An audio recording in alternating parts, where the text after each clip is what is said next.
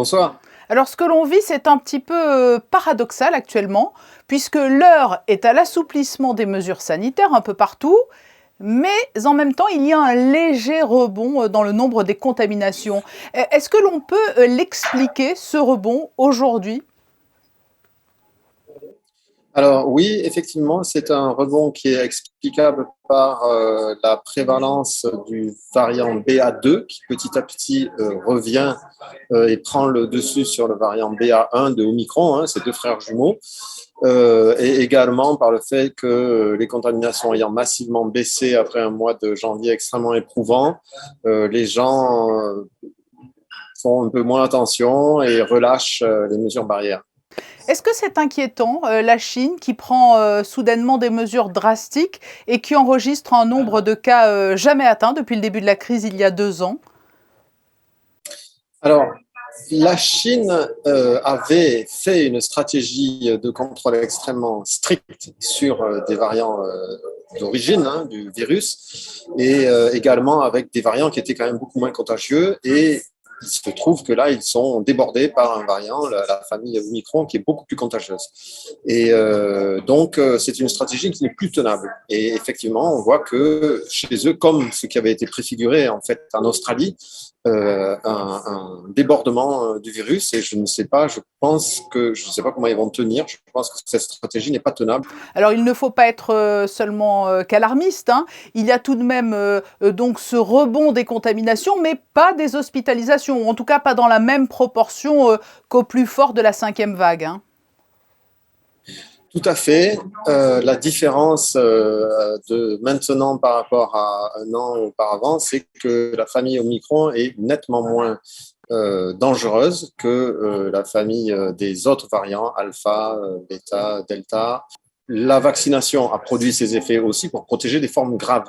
Donc, l'un dans l'autre, on se retrouve avec un virus qui se diffuse, qui donne une immunité sur un terrain où les gens sont déjà protégés des formes graves.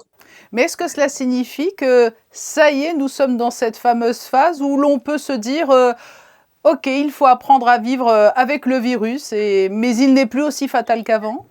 L'inconnu qui reste à savoir, c'est que l'immunité ne dure pas de manière infinie. Hein, c'est pas comme la rougeole qu'on obtient, qu'on a et dont on a une immunité pour la vie à peu près. Et donc, ce qui est important de surveiller, c'est que va-t-il se passer dans 6 mois lorsque les vagues de Omicron vont être passées, que le virus se sera diffusé et aura donné une immunité, lorsque cette immunité sera partie. Et la note encourageante, hein, il y en a, hein. La principale note encourageante, c'est qu'au-delà de la vaccination, des médicaments apparaissent et vous-même, vous avez travaillé sur le bemnifosbuvir, si je le prononce correctement, qui est en phase avancée, hein. Très bien, oui. Et effectivement, c'est un médicament qui a été mis au point d'ailleurs par un monégasque et collègue avec qui on travaille depuis fort longtemps sur bien d'autres médicaments et qui est un médicament qui va pouvoir être combiné à d'autres médicaments pour avoir des efficacités optimum. Sur les virus ARN, que ce soit les coronavirus ou n'importe quel virus de type virus ARN, il faut pouvoir combiner des médicaments pour avoir des efficacités très fortes. Et donc, il faut évidemment avoir des profils de sûreté qui sont très bonnes, comme ce qui est le cas.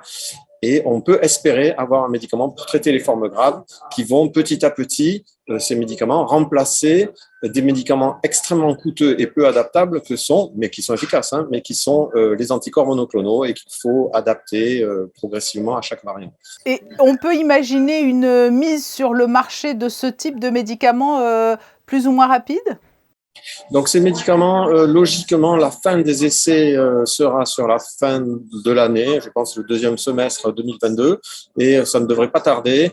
Il y a des médicaments qui sont avancés, comme le Paxlovid de Pfizer, qui sont même disponibles. Il y en a plusieurs sur le marché, et évidemment, plusieurs, je veux dire, dans le pipeline, et on peut s'attendre en 2022 à avoir des réponses thérapeutiques et préventives qui seront très intéressantes pour nos praticiens.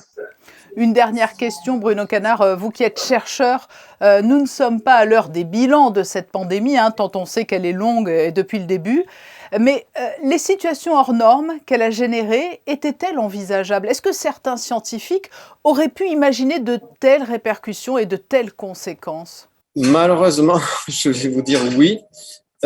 puisqu'il y avait effectivement depuis, on va dire, 10 ans maximum, des mises en garde et des alertes qui étaient faites en particulier sur essayer d'anticiper ce que pourrait être une pandémie, non pas simplement le côté prévention, masque et tout ça qui est extrêmement important, on l'a vu, qu'il est difficile de mettre en place dans l'urgence, mais aussi toute la préparation scientifique qu'on peut faire en amont et de la recherche qui prend beaucoup de temps et d'énergie et de moyens et qui peut se faire en amont. Et effectivement, je pense que la leçon de cette pandémie, acquise dans la douleur, fera qu'on va pouvoir prévoir et anticiper de manière beaucoup plus efficace les pandémies du futur.